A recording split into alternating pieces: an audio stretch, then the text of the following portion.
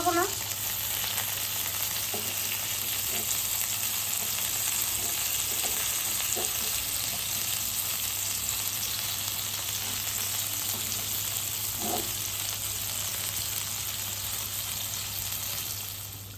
মাছে কি কি হবে মা? সন্ধ্যাবেলায় মাংস নিয়ে বসে আছে দেখছি।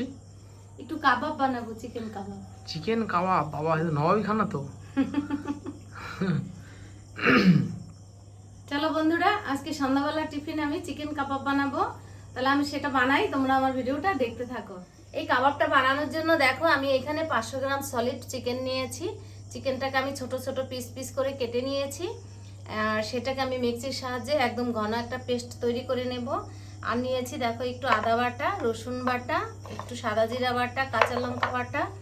আর নিয়েছি কিছুটা পেঁয়াজ কুচিয়ে, নিয়েছি একটু লেবু, আর ধনে পাউডার, লঙ্কার গুঁড়া আর গোলমরিচের গুঁড়া, আর নিয়েছি একটু কর্নফ্লাওয়ার, আর লবণ হলুদ তো আমার লাগবেই। প্রথমে আমি পেঁয়াজটাকে একটু লবণ দিয়ে মেখে রাখবো, পেঁয়াজের যে এক্সট্রা জলটা আছে সেটাকে বের করার জন্য, নয়তো কাবাবের শেপটা কিন্তু ভালো আসবে না।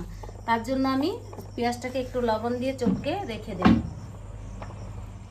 চিকেনটাকে আমি একটা ঘন পেস্ট তৈরি করে নেব।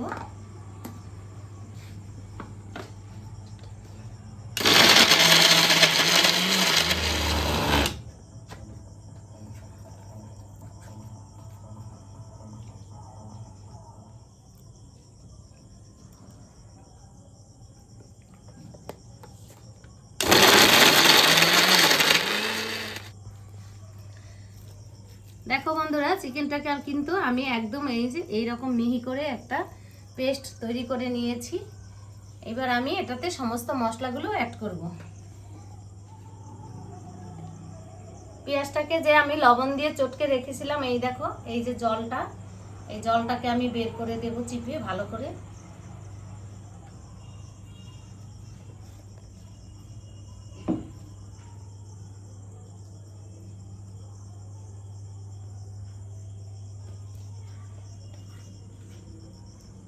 আমি দিয়ে দেব 1/2 চামচ পরিমাণে গোলমরিচের গুঁড়া। এখানে 1 চামচ পরিমাণে ধনে পাউডার নিয়েছি। দিয়ে দেব জিরা বাটা,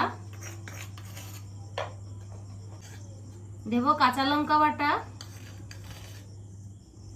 আদা বাটা, রসুন বাটা, দেব অল্প পরিমাণে হলুদ, দেব একটু লাল লঙ্কার গুঁড়া ও পরিমাণ মতো লবণ, 1 চামচ পরিমাণে কর্নফ্লাওয়ার।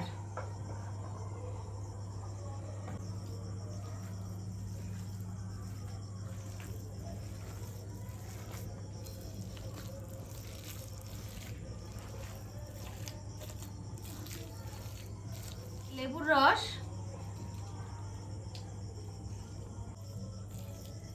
দেখো সব উপকরণগুলো কিন্তু আমি মাংসের পেস্টের সাথে একদম মিশিয়ে নিয়েছি। মাখার পরে দেখো ফিটনেসটা কিন্তু এরকম আসলো, কাবাবের শেপে তৈরি করে নেব।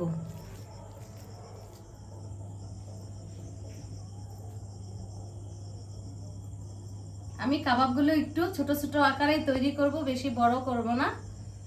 ছোট করে বানালে কিন্তু ভিতরে আর বাইরে সমানভাবে সেদ্ধ হবে আর ভাজা হবে।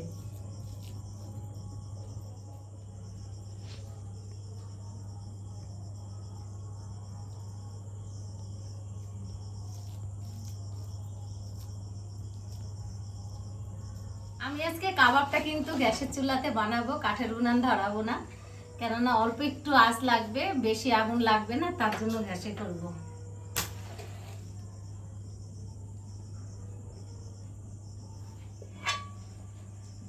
আমি নিয়ে নিলাম একটা ফ্রাই প্যান।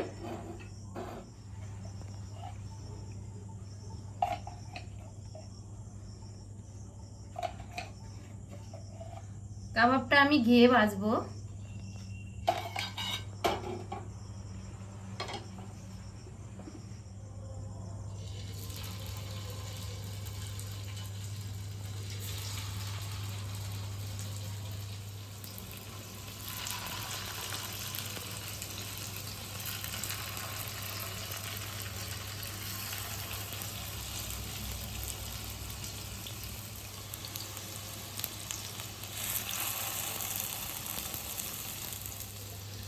কাবাবগুলোকে সব আমি ঘিয়ের মধ্যে দিয়ে দিলাম। এবার গ্যাসের মানে আঁচটা কিন্তু আমি একদম লো করে আস্তে আস্তে কাবাবটাকে ভাজবো।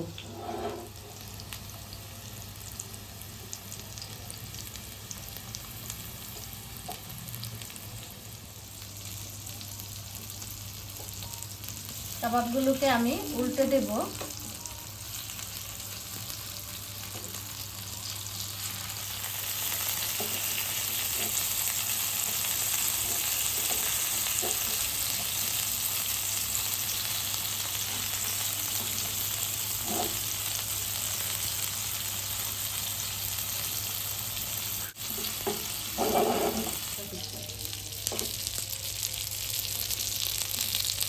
দেখো বন্ধুরা, আমার কাবাবটা কিন্তু ভাজা হয়ে গেছে। দেখো পুরো সেদ্ধ হয়ে একদম উপরটা পুরো শক্ত হয়ে গেছে ভাজা হয়ে। আমি এবার এগুলোকে নামিয়ে নেব।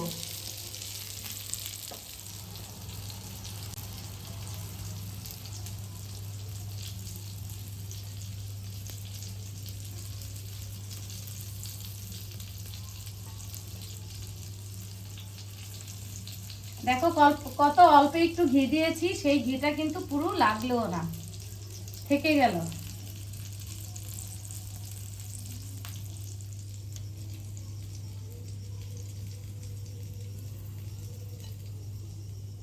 শুভ খেয়ে বল কেমন হয়েছে। দেখি। অসাধারণ অসাধারণ। ভালো হয়েছে খেতে? খাও।